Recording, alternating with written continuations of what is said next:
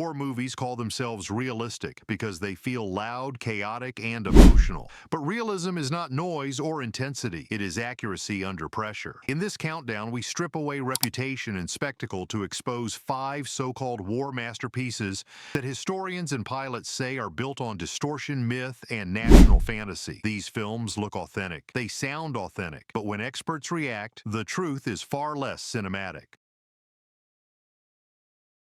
Ridley Scott's Black Hawk Down is often treated as the gold standard for modern combat realism. The sound design feels authentic. The radio chatter feels convincing. The chaos feels relentless. Veterans have praised its intensity. Audiences walked away believing they had seen the unfiltered truth of modern warfare. But when historians and military aviators dissect the film scene by scene, the illusion begins to crack fast. The film presents the Battle of Mogadishu as a sudden disaster born almost entirely from bad luck. A routine mission spirals out of control. Helicopters go down. Soldiers are forced into impossible heroics. What the movie largely omits is that the operation unfolded within a deeply flawed strategic framework. Historians note that intelligence warnings were ignored, logistical planning was rushed, and political pressure distorted military judgment. By stripping away this context, the film reframes institutional failure as unavoidable fate. That is not realism. That is narrative protection. Nowhere is this clearer than in the depiction of Somali civilians. The film reduces an entire city to faceless threats. Crowds appear spontaneously hostile, as if violence emerged from nowhere. Civilian casualties are almost invisible. Historians have repeatedly pointed out that this framing removes the political and human consequences of urban warfare. Mogadishu becomes a shooting gallery rather than a city filled with non-combatants caught between forces. The result is a dangerously incomplete picture of modern conflict. From an aviation standpoint, pilots have offered a more nuanced critique. Former UH-60 Black Hawk pilots have praised the cockpit choreography and general flight behavior, but stressed that the movie exaggerates vulnerability while downplaying procedural errors. The infamous RPG hits are presented as near mythical strokes of bad luck. In reality, pilots emphasize that predictable flight paths, low loitering patterns, and poor situational awareness dramatically increased exposure. These were not unavoidable acts of God. They were risks amplified by mission design. The film also simplifies close air support into a constant heroic presence. Helicopters arrive instantly, fire accurately, and hover under fire far longer than doctrine would allow. Pilots note that fuel limits, ammunition constraints, and threat assessments are largely ignored. Aircraft behave as if immune to mechanical stress and pilot fatigue. This creates a fantasy of air power as an inexhaustible guardian rather than a fragile asset operating on razor-thin margins. Even the command structure is streamlined for dramatic clarity. In conflicting orders, communication breakdowns and inter-unit confusion are minimized to preserve momentum. Historians argue that this erases the most important lesson of Mogadishu. Modern warfare fails most often not because of courage or cowardice, but because systems break under pressure. Radios fail, intelligence misleads, and coordination collapses. Those failures are far less cinematic than gunfire, but far more truthful. Black Hawk Down is not dishonest because it depicts heroism. The bravery was real. It is dishonest because it isolates heroism from accountability. By focusing relentlessly on individual sacrifice, the film shields the structures that made that sacrifice necessary. It feels real because it sounds real and looks real. But realism is not just texture, it is truth. Enemy at the Gates sells itself as brutal authenticity. Mud freezes on boots. Rifles jam. Men die screaming in factories, stairwells. For many viewers, this became the cinematic truth of Stalingrad. But when historians and combat pilots examine the film's mechanics, the realism collapses into a familiar Hollywood myth package stitched together from Cold War propaganda and dramatic convenience. The most infamous distortion is the rifle shortage myth. The film repeatedly shows Red Army conscripts sent forward with no weapons ordered to pick up rifles from fallen comrades. Historians have been unequivocal on this point. While shortages existed earlier in the war by Stalingrad, the Soviet Union had stabilized arms production. Entire divisions were not marched unarmed into combat. This image originates from Nazi propaganda and post-war anti-Soviet narratives, not from archival evidence. The movie resurrects it because it visually simplifies sacrifice into spectacle. Political officers fare no better. Commissars are portrayed as execution-happy heavy monsters gunning down retreating soldiers en masse. While discipline was harsh, historians note that summary executions were not the norm and certainly not carried out theatrically in the open during major engagements. This exaggeration reframes Soviet command as cartoonishly evil while stripping soldiers of agency. It creates drama at the cost of accuracy. The central sniper duel between Vasily Zaitsev and Major Koenig is another fabrication. Zaitsev was real. His kill count was real. The German super sniper was not. No contemporary German records confirm his existence. Historians describe the duel as wartime morale storytelling later expanded into myth. The film elevates it into the emotional spine of Stalingrad, reducing one of history's largest battles into a personal Western-style showdown. That may work for cinema, but it profoundly misrepresents scale. From an aviation perspective, the film commits a subtler crime. Luftwaffe air power is depicted as intermittent terror rather than an integrated system under strain. Pilots note that by late 1942, German air support suffered from fuel shortages, aircraft losses, weather limitations, and overstretched logistics. The film instead presents bombing as an ever-present threat when convenient, then ignores air operations entirely when they would complicate the sniper narrative. This selective presence distorts how air superiority actually erodes during prolonged urban combat. Soviet air power is nearly invisible. The Red Air Force had improved dramatically by Stalingrad, coordinating ground attack and air defense far more effectively than earlier in the war. By minimizing this, the film reinforces the myth of Soviet victory through endless manpower alone rather than adaptation and learning. Pilots emphasize that air combat outcomes hinge on logistics, command, cohesion, and attrition, not heroic moments. Even environmental realism is manipulated. The city becomes a monochrome hellscape frozen in permanent twilight. In reality, Stalingrad's conditions varied wildly. Fog, dust, snow, and smoke constantly reshaped visibility and engagement ranges. The film flattens this complexity to maintain visual consistency, sacrificing tactical truth. Enemy at the Gates feels authentic because it looks miserable, but misery is not accuracy. By leaning on invented symbols and outdated myths, the film replaces history with emotional shorthand. It convinces audiences they have witnessed the truth of Stalingrad when they have actually consumed a narrative shaped to reassure Western expectations about how wars are won and who deserves credit.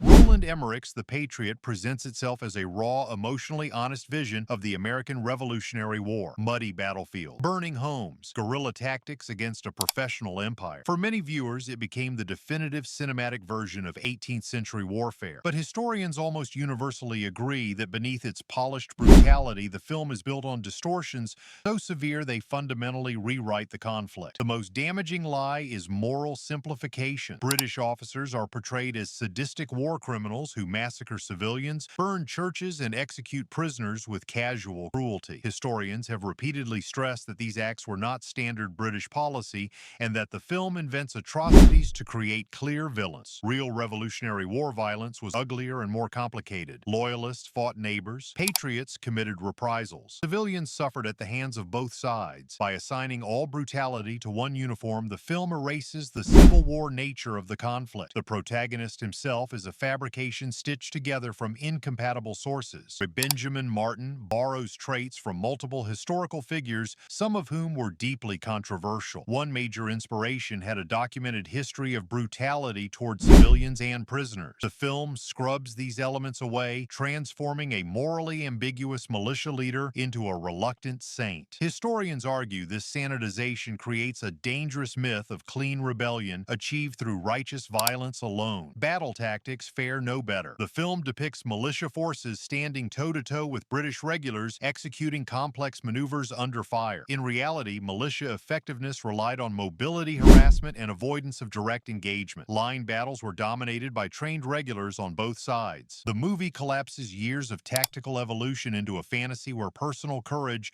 substitutes for discipline and logistics. Nowhere is Hollywood invention clearer than in the climactic battlefield speeches. Stirring rhetoric unifies farmers into an unstoppable force moments before combat. Historians note that Revolutionary War engagements were marked by confusion, miscommunication, and fear not inspirational monologue. Orders were shouted, misunderstood, or ignored. Victory depended more on supply chains and terrain than emotion. From a military aviation perspective, the film is instructive by absence. There is no air power, of course, but pilots point to the same cinematic impulse that distorts modern air combat. The film treats battlefield awareness as omniscient. Commanders see everything. Units move precisely where needed. In reality, 18th century warfare suffered from extreme information blindness. Smoke terrain and distance crippled situational awareness. Hollywood removes uncertainty because uncertainty slows pacing. Even casualty portrayal is skewed. Characters are cut down dramatically while nameless enemies fall in waves. Medical realities are glossed over. Infection, disease, and slow deaths off-screen were more lethal than bullets. By focusing only on immediate battlefield deaths, the film turns war into a sequence of decisive moments rather than a prolonged human collapse. Historians argue that the Patriot succeeds emotionally because it frames the revolution as a morality play rather than a historical struggle. It reassures audiences that freedom was won by good men doing terrible things only when absolutely necessary. That framing feels satisfying, but it is deeply misleading. The Patriot is remembered as powerful because it simplifies. But history is not simple. When films strip away complexity, they do not honor the past. They replace it with a story designed to flatter modern sensibilities rather than confront uncomfortable truths. U-571 was marketed as a tense submarine thriller grounded in historical achievement, claustrophobic interiors, sweating crews, silent running under depth charges. For many viewers, it became the definitive story of how the Allies cracked the Enigma code. Historians, however, regard it as one of the most brazen acts of wartime historical revisionism ever put on screen. Not because it gets details wrong, but because it assigns the central victory to the wrong nation entirely. The film's core claim is simple and false. It shows an American submarine crew capturing a German Enigma machine and codebooks in 1942. In reality, this breakthrough had already occurred years earlier, carried out by the British Royal Navy, with Polish cryptographic groundwork laid before the war even began. By the time the United States entered the conflict, Enigma compromises were already feeding Allied intelligence. Historians emphasize that this was not a minor error. It is the central strategic lie of the film. British naval historians and veterans responded with outrage upon release. Some called the film insulting. Others described it as erasure. And the capture missions that made ultra-intelligence possible were among the most dangerous naval operations of the war, involving boarding actions under fire-sinking ships and crews who often died without recognition. U-571 quietly transfers this legacy to a fictional American mission because Hollywood believed audiences needed American heroes to care. From a submarine warfare standpoint, the realism also unravels quickly. Former submariners point out that the film exaggerates the frequency and survivability of depth charge attacks. U-boats rarely endured the kind of prolonged punishment shown on screen and survived intact. Damage control is portrayed as heroic improvisation rather than the disciplined procedural response it actually required. Fires, flooding, and electrical failures are resolved with cinematic speed that borders on fantasy. The film also misrepresents command culture. Orders are dramatized as emotional gambles made in the heat of the moment. In reality, submarine doctrine relied on rigid checklists and conservative decision-making because one mistake meant total loss. Historians note that Hollywood often mistakes restraint for lack of drama, when in fact restraint was what kept crews alive. Air combat realism suffers as well, though mostly through omission. Maritime patrol aircraft were a dominant threat to U-boats by mid-war, forcing changes in tactics and routes. The film treats air power as an occasional inconvenience rather than a strategic force reshaping submarine warfare. Pilots point out that ignoring air patrol dominance simplifies the ocean into a two-player game,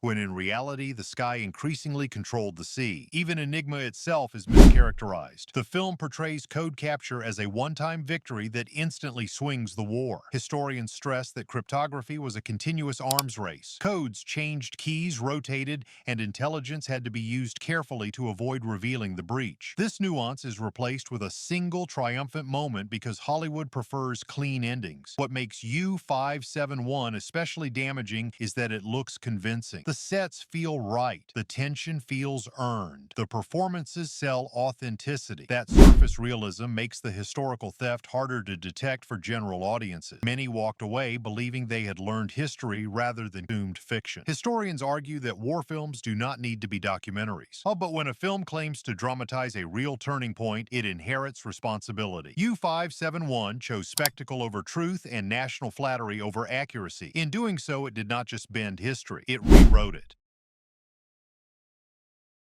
Few war films are as culturally untouchable as Braveheart. It won Oscars. It reshaped popular understanding of medieval warfare. It turned William Wallace into a global symbol of freedom. For many viewers, it does not just depict history, it is history. And that is exactly why historians consider it one of the most misleading war films ever made. The inaccuracies begin immediately and never stop. Wallace is portrayed wearing a kilt that would not exist for centuries. Like face paint lifted from Iron Age tribes is used to signal primal rebellion, despite having no connection to 13th century Scotland. Battles are relocated, misdated, or entirely invented. Key political figures are merged, erased, or rewritten to simplify the narrative. Historians note that this is not artistic compression. It is wholesale fabrication. The film's version of English rule is equally distorted. English nobles are depicted as sadistic predators ruling through arbitrary cruelty. Scots are framed as uniformly oppressed peasants united against a foreign monster. In reality, medieval Scotland was deeply divided.